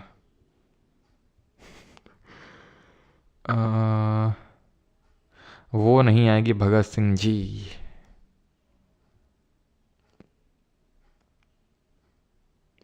इस 24 age is too old to start preparing. नहीं, ऐसा तो नहीं होता है ख्वाजा मोइनुद्दीन। बहुत सारे लोग हैं जो 25 में शुरू करते हैं, ठीक है। सबका अपना अपना होता है रीजंस। चलो थिंक टैंक्स फिर से हम समझा देंगे, पहले ये ख़त्म कर लें फिर, है ना। सप्लाई कर अगेन प्लीज़ प्रतीक। ओके, और किसी का कुछ डाउट? सर इक्विलिब्रियम बता दीजिए फिर से अपराजिता। ओके, सप्लाई कर, ओके ठीक। चलो तो भाई सप्लाई कर पहले बताए थे आपको, यहाँ बता दें। तुम जिन लोगों को सप्लाई कर नहीं समझ में आए, वो अज्यूम करें कि तुम टमाटर के थोक विक्रेता हो, ठीक है, टमाटर प्रोड्यूस कर रहा हो। तो मैं तुमको बोलता हूँ बेटा टमाटर उगाओ, 1 किलो का 5 रुपये देंगे, ठीक है। फिर मैंने बोला एक किलो का 10 रुपये देंगे। फिर मैंने बोला 1 किलो का 15 रुपये देंगे। फिर मैंने बोला 1 किलो का 20 रुपये देंगे। फिर मैंने बोला 1 किलो का 25 रुपये देंगे। तुम किस केस में ज़्यादा टमाटर प्रोड्यूस करना चाहोगे? अगेन रिसोर्सेज लिमिटेड है, तुम्हारे पास इतनी ज़मीन है, ठीक। तुम्हें पता चला कि 1 किलो का 5 रुपये मिल रहा है। तुम कहोगे अरे यार क्या क्या होगा इतने में, चलो थोड़ा सा उगा देते हैं, बेच आएंगे। बाकी में प्याज उगा देते हैं, लहसुन उगा देते हैं, और हल्दी उगा देते हैं, ठीक, गोभी उगा देते हैं, ठीक। फिर तुम्हें पता चला यार 25 रुपये हो गया, या फिर तुम्हें पता चला 15 रुपये हो गया। तुम बोलोगे छोड़ो लहसुन वसन, ठीक है। तो ये तुम पूरा इसमें उगाओगे। उसके बाद पता चला 25 हो गया, तुम बोलो छोड़ो या हल्दी वल्दी गोभी वोभी हटाओ, इन सबको पूरे में उगाओगे। यानी कि जैसे जैसे प्राइस बढ़ रहा है वैसे वैसे सप्लाई बढ़ रही है, सप्लाई बढ़ रही है जैसे जैसे प्राइस बढ़ रहा है। समझ में आ गया? यानी कि लाइन सीधी ना बनी जीवन में मेरे से कभी, ठीक है। तो ये क्या है आपकी, ये है आपका पॉजिटिव स्लोपिंग, ठीक है। डायरेक्ट रिलेशनशिप है ना प्राइस और सप्लाई में। और क्या डाउट आया था? इक्विलिब्रियम, हाँ। तो जब प्राइस बढ़ता है, ठीक, तो हमने पढ़ा था यार क्वांटिटी डिमांडेड तो कम होती जाती है, ठीक है। क्वांटिटी डिमांडेड तो कम होती जाती है, यानी कि अगर 25 रुपये है तो लोग कम डिमांड करेंगे, यानी कि यहाँ पर रहेगा। थोड़ा कम होगा तो लोग और डिमांड, यहाँ पर अगर मैं डिमांड अज्यूम कर लूँ तो लोग और डिमांड करेंगे, और डिमांड करेंगे, और डिमांड करेंगे, ठीक है। तुम खुद सोचो, प्राइस ज़्यादा है तो लोग कम सोचो प्राइस ज़्यादा है तो तुम ज़्यादा प्रोड्यूस कर रहे हो, लेकिन लोग तो कम डिमांड कर रहे हैं ना। लोग क्यों खरीदेंगे 25 में? लोग तो कम होने का इंतजार करेंगे। तो भाई एक सिनेरियो तो एग्जिस्ट करता नहीं मार्केट में कि भाई सप्लायर को पता चला 25 रुपये किलो हो गया, बस सप्लायर खूब प्रोड्यूस कर रहा है, बस उसको प्रॉफिट मिल रहा है। अरे भैया खूब प्रोड्यूस हो रहा है तो मार्केट में खूब आएगा, मार्केट में खूब आएगा, सप्लाई ज़्यादा होगी तो प्राइस घटेगा। तो चीज़ें इक्विलिब्रियम पे आके एग्जिस्ट करती हैं कि अभी 15 किलो रेट चल रहा है। अब 5 किलो जब होता है रेट, बहुत एकदम मारा मारी होती है, तो टमाटर वाला बोलता है छोड़ो टमाटर कुछ और उगाते हैं, छोड़ो टमाटर कुछ और उगाते हैं। मतलब कि अब टमाटर है नहीं मार्केट में, उसकी डिमांड बढ़ जाएगी, प्राइस बढ़ जाएंगे, तो कहाँ पर आएंगे? क्या 25 में चले जाएंगे? नहीं है, चले जाएंगे, क्योंकि अभी मैंने बताया तो इक्विलिब्रियम पे एग्जिस्ट करेगा वो। आई होप अब क्लियर होगा आपको, ठीक है। अब आते हैं मार्केट जो होते हैं वो कितने टाइप के होते हैं। तो मार्केट क्या है? मार्केट अलग अलग तरह के होते हैं ऑन द बेसिस कि भाई वहाँ पर कितने नंबर ऑफ प्लेयर हैं, कितने सेलर हैं, कितने बायर हैं। तो on the basis of number of seller and on the basis of number of buyers we can divide the market into many parts, and these parts are, first one is monopoly. monopoly क्या होती है? तो monopoly होती है जहाँ पर only one seller, सिर्फ एक सेलर होता है, एक ही विक्रेता होता है, एक ही बेचने वाला होता है, ठीक।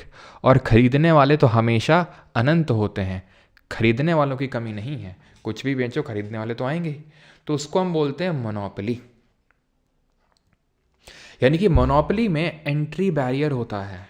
एंट्री बैरियर कैसा भाई? एंट्री बैरियर का मतलब है जैसे फॉर एग्जांपल अब तुम चाहो कि यार मान लेते हैं कि इंडियन रेलवेज़ है, ठीक है, तो हम भी अपनी ट्रेन चलाएंगे। गवर्नमेंट अपनी मोनोपोली कैसे कर सकती है? तो गवर्नमेंट ने बोल के रखा है, पहली बात तो आपको पता होगा आर्टिकल नंबर 19 क्लॉज 1, ठीक है, का जो सब क्लॉज जी है वो क्या बोलता है? राइट टू ऑक्यूपेशन प्रोफेशन, है ना? यही है ना? पॉलिटी में पढ़ चुके हैं कि कोई आप धंधा कर सकते हो।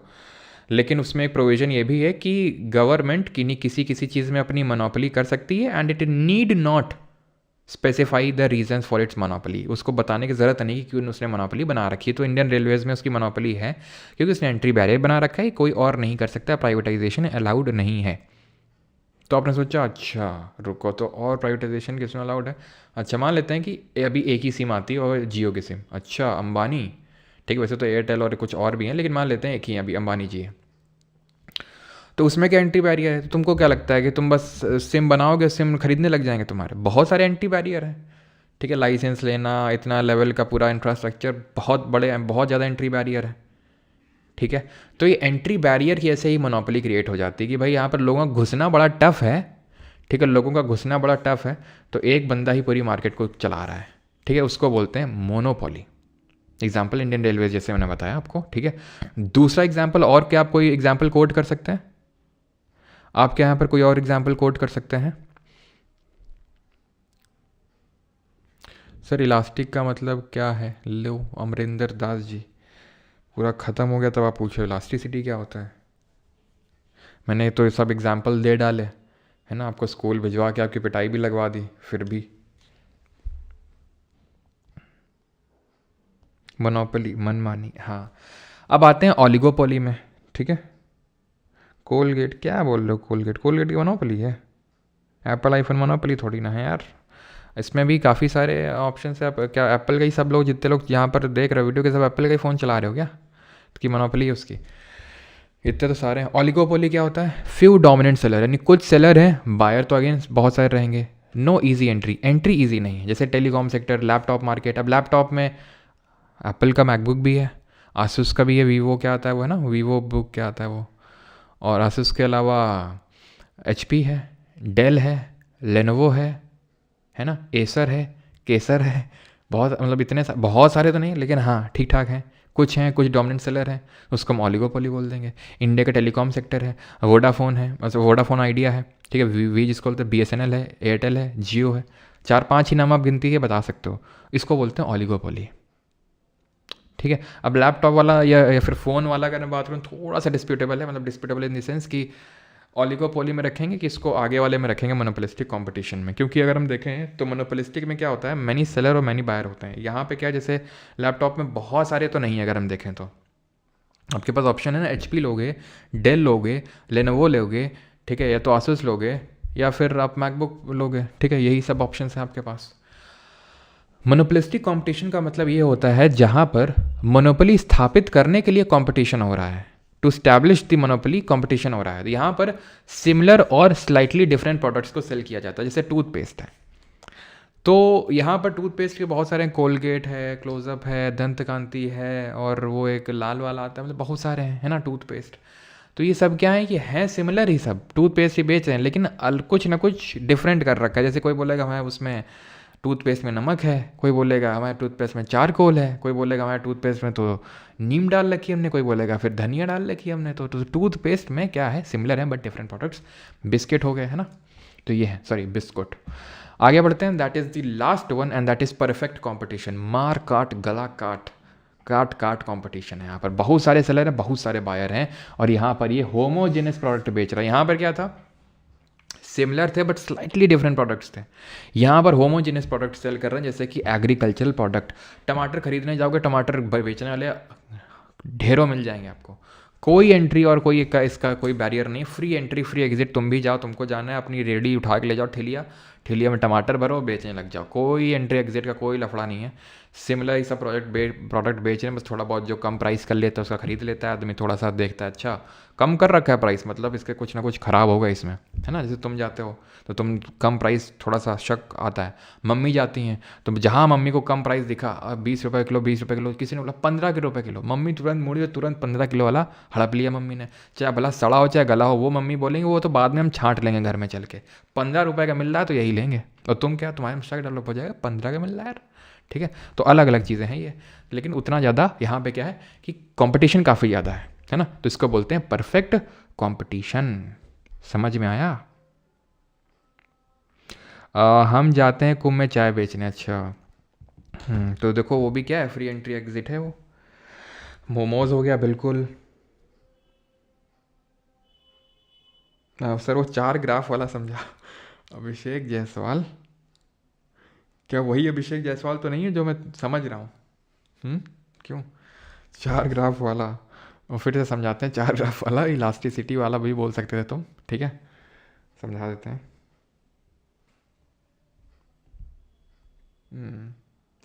रेल स्टेशन बस स्टॉप के सामने, रेल स्टेशन मतलब,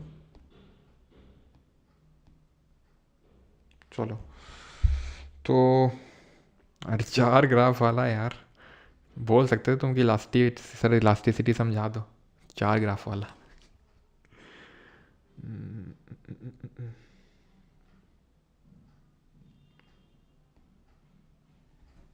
मनी प्रिंट में मोनोपोली, यस। शुभम दास ने देखो अच्छा रिकॉल किया, यस। चलो तो 4 ग्राफ वाला एक पूछ रहे थे भाई साहब, तो इनको समझाते हैं। देखो 4 ग्राफ वाले में क्या है, जैसे फॉर एग्जांपल ये है पहला, रिलेटिवली इलास्टिक। रिलेटिवली इलास्टिक का मतलब है जब आपने थोड़ा प्राइस, इलास्टिक का मतलब होता है कि आप जब प्राइस में चेंज करते हो तो डिमांड में कैसा चेंज आता है, उसको बोलते हैं इलास्टिसिटी। जैसे कि आज को अगर मान लो कि कंबल के प्राइस घट जाएँ तो लोग भाग के नहीं खरीदेंगे, लेकिन यहीं से अगर 1 महीने पहले घटे थे तो लोग भाग के खरीद रहे थे। अगर अब न्यूज़पेपर में ऐड आए कि 2 भाइयों की लड़ाई हो गई है तो माल पड़ा हुआ है गोडाउन में उसको निकालना पड़ेगा इसलिए सेल लग गई है, अब तुम कहोगे ऐसी तैसी कराओ, हमें नहीं लेना है, सर्दी जा चुकी है। लेकिन यही अगर 1 महीने पहले तो तुम भाग गए होते। यानी कि किस तरह से आप रिस्पॉन्स कर रहे हो, किस तरह से डिमांड रिस्पॉन्स कर रही है जब उसका प्राइस चेंज हो रहा है, उसको बोलते हैं। तो अगर मान लो कि प्राइस कम चेंज हुआ, डिमांड में ज़्यादा चेंज आया, मतलब ज़्यादा चेंज आया, प्राइस थोड़ा कम हुआ और डिमांड बहुत ज़्यादा बढ़ गई, जैसे कि आज से 2 महीने पहले अगर का एग्जांपल है तो कंबल का प्राइस घट गया तो रिलेटिवली इलास्टिक। लेकिन आज अगर वही घट रहा है तो प्राइस जब बहुत घटा रहा है ना, तब थोड़ा सा उसका डिमांड में, जब प्राइस बहुत घटा रहा है तो उसको थोड़ा सा डिमांड में इंक्रीज़ देखने को मिल रहा है, तो ठीक है। तो ये रिलेटिवली इन इलास्टिक है, यानी कि उतना रिस्पॉन्स आ नहीं रहा है जितने हिसाब से प्राइस में हम चेंज कर रहे हैं, उस हिसाब का डिमांड में रिस्पॉन्स नहीं आ रहा है, ठीक है। और यहाँ पर ED इज़ ग्रेटर दैन 1, क्योंकि डिमांड में ज़्यादा चेंज है, प्राइस कम है, तो ऑब्वियस सी बात है न्यूमरेटर बड़ा तो डिनोमिनेटर छोटा, तो वैल्यू 1 से बड़ी होगी, ठीक है। और उल्टा होगा तो वैल्यू 1 से छोटी होगी। परफेक्टली इलास्टिक का मतलब होता है कि थोड़ा सा प्राइस चेंज किया, डिमांड भाग गई एकदम इन्फिनिटी। और ये है कि भाई चाहे जितना तुम प्राइस में चेंज कर लो, डिमांड चेंज नहीं होने वाली है। परफेक्टली इन इलास्टिक, 0, ठीक है। क्लियर है यहाँ तक सभी को? क्लियर है यहाँ तक सभी को?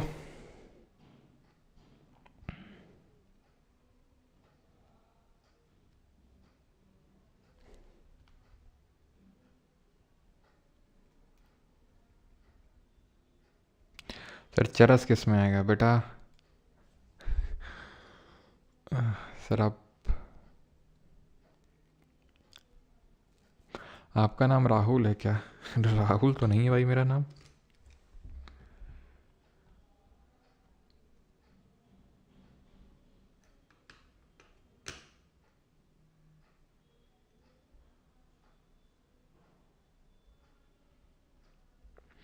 हिंदी भी PDF मिलती है सना कुमावत जी, ठीक है। ये मिलती है आपका वहाँ पे प्राइवेट टेलीग्राम ग्रुप में। तो जिन लोगों को बैच लेना है तो भाई ले सकते हैं।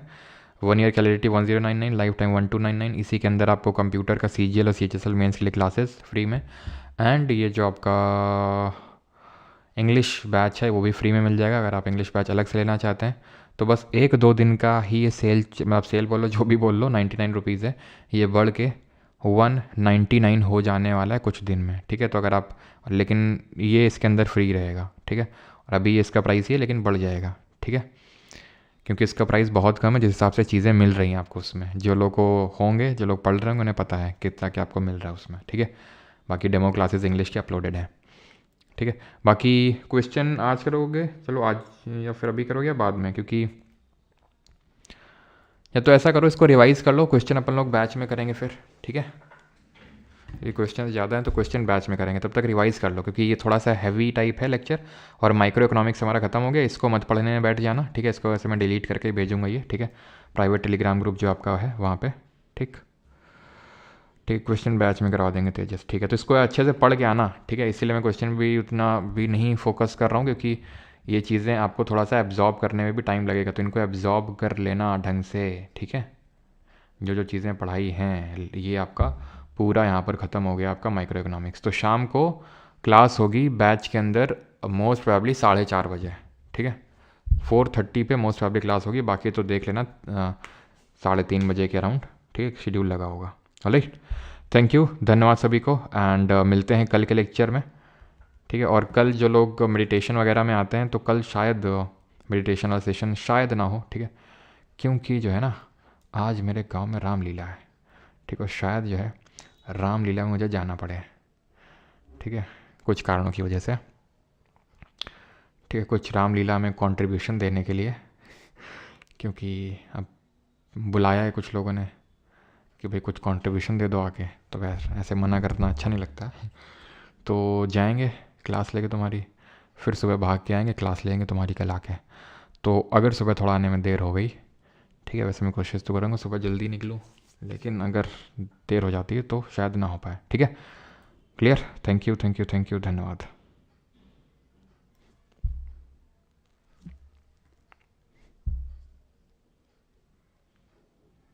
तो रावण का रोल कर रावण का रोल है बेटा। रामलीला क्या है ना कि समापन की ओर है, ख़त्म हो रही, तो रामलीला में आरती वगैरह होती है, तो आरती में जो है कंट्रीब्यूशन देना पड़ता है, ये है थोड़ा सा। सुपर चैट देखो, सुपर चैट किसका है भाई, मैंने मिस कर दिया क्या सुपर चैट? हाँ, प्राइस लिखा है, मेडिटेशन कहाँ होती है, ऐप में होती है, सफ़र 2.0 करके है, मतलब खुद से भी कर सकते हो, ऐसा कुछ वो नहीं है कि मेरे साथ ही करो। मेरी नहीं सुन रहे, क्या सुनना है भाई आपकी? सर जब आएंगे तब कर लेंगे, अच्छा। नहीं फिर होता है ना टाइम थोड़ा सा वो भी होता है, जिस टाइम करो तो उसी टाइम में अच्छा लगता है। लेट हुए तो सैलरी कट जाएगी, अच्छा ठीक, चलो भाई, thank you thank you thank you.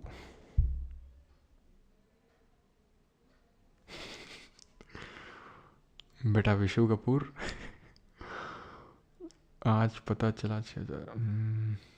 चलो भाई, थैंक यू, बैच में करेंगे क्वेश्चंस, ठीक है सर। बैच की वीडियोस कैसे देख सकते हैं? तिशविंदर सिंह, बैच में एनरोल करके, ये बैच का मैंने बारे में बताया आपको, ठीक है। ये बैच में एनरोल करके आप देख सकते हैं सारी क्लासेस, और 110 नोट्स जो हैं आपके डिजिटल नोट्स मिलते हैं, मैं आपको बता दूं। बैच के अंदर डिजिटल नोट्स होते हैं, नॉर्मल नहीं, मतलब इंग्लिश की बात कर रहा हूँ, हिंदी में तो 110 मतलब होते हैं, मतलब पेपर में, लेकिन वो भी बहुत ही कायदे के लेवल के होते हैं, और इंग्लिश के तो खैर होते ही हैं 110। Alright, thank you.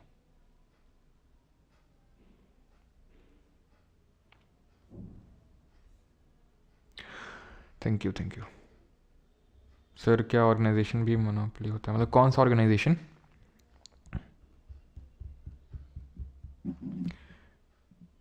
Sir 2.0 expire क्यों हो गया आकाश जी? आपका 1 ईयर हो गया होगा, इसलिए आप वैलिडिटी एक्सटेंड कर सकते हैं। या फिर जो लोग 2.0 में है ना, तो 3.0 में अगर उन्हें जाना है तो आप एक कोड का यूज़ करिएगा, and that code is Parmar 2.0। या तो आप उसको एक्सटेंड करवा सकते हो उसी बैच को, अगर आपको इसमें शिफ्ट होना है तो आप परमार 2.0 2.0 इसका यूज़ करिएगा, इसमें आपको अच्छा खासा डिस्काउंट मिल जाएगा, ठीक है, अगर आपको इसमें शिफ्ट होना है तो।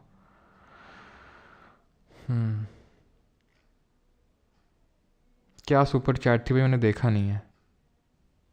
यूटिलिटी आ गया सर, हाँ हाँ हाँ।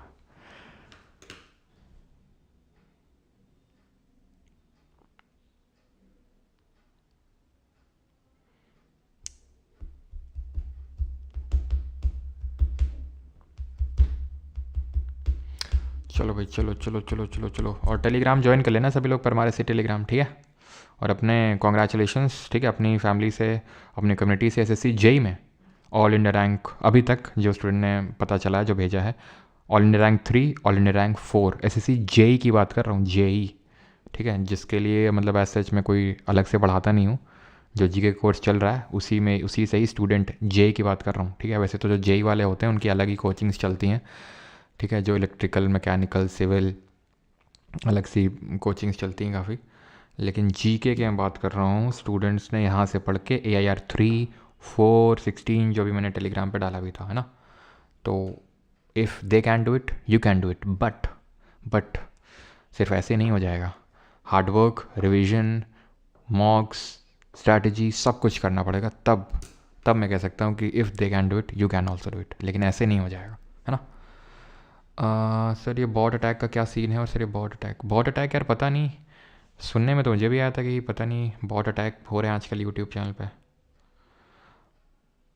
जैसे होता है, जैसे मान लो जैसे अपनी क्लास में डेली ऐसे 6-7 हज़ार बच्चे आते हैं मैक्सिमम, और मान लो एकदम से 70 हज़ार हो जाएं, कुछ ऐसा कुछ देखने को मिल रहा है कुछ कुछ चैनल्स पे, पता नहीं रियल है क्या है।